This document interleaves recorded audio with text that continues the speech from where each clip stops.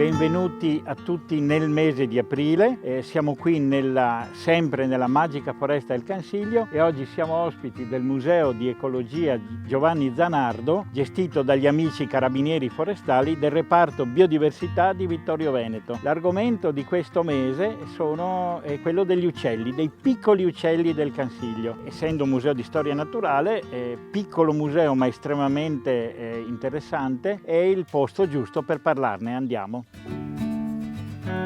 Il Cansiglio è un vero paradiso di biodiversità per tutte le forme di vita e quindi anche per gli uccelli. Guardate, ce ne sono moltissimi, almeno 150 specie, ma probabilmente sono di più, tra stanziali e migratori. Veramente una ricchezza eccezionale. L'animale di questo mese è la cinciarella, appartiene ad una categoria di piccoli uccelli che è molto vasta. Guardate, c'è la cincia del ciuffo, la cincia mora, la cincia allegra. Mi viene in mente il regolo, che è l'uccello più piccolo del Cansiglio, pesa solo 4 grammi. Però un uccello piccolo come il regolo parte da qui in estate, torna su in Svezia, da dove parte, al nord Europa, e poi ritorna qua. Altri uccelli di piccole dimensioni riescono a fare migrazioni incredibili. Sono animali importanti, la maggior parte si nutre di insetti, quindi nell'equilibrio perfetto della natura dovrebbero essere molti di più per tenere a bada il numero degli insetti,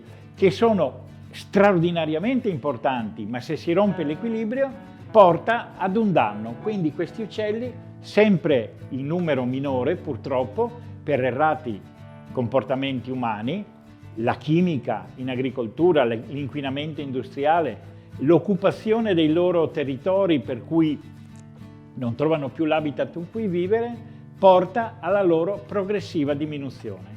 Molti di questi piccoli uccelli non trovano possibilità di sopravvivenza nel bosco d'inverno e quindi si trasferiscono in collina o in città, anche nei centri urbani.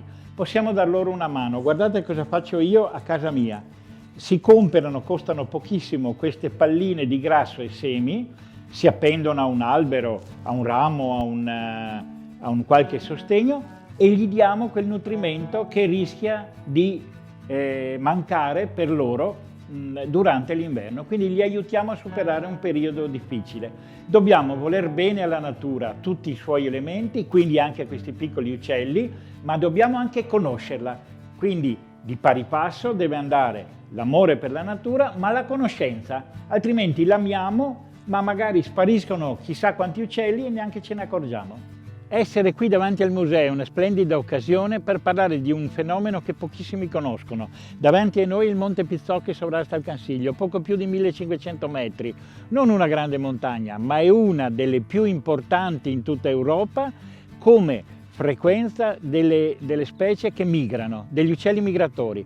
Una rotta importantissima da est a ovest, dalla Siberia alla Spagna, avanti e indietro, e un'altra rotta nord-sud dal circolo polare artico fino al Sudafrica, giù per la Valle del Piave, e dove si incrociano queste rotte migratorie sul Monte Pizzocco. Centinaia di migliaia di uccelli ogni anno, una volta milioni e milioni. Non sappiamo neanche quanti, molti passano di notte. Ci sono ricercatori che passano mesi a inanellarli, studiarli, liberarli, si possono solo studiare per conoscere meglio questo fenomeno di un'importanza straordinaria che quasi nessuno conosce.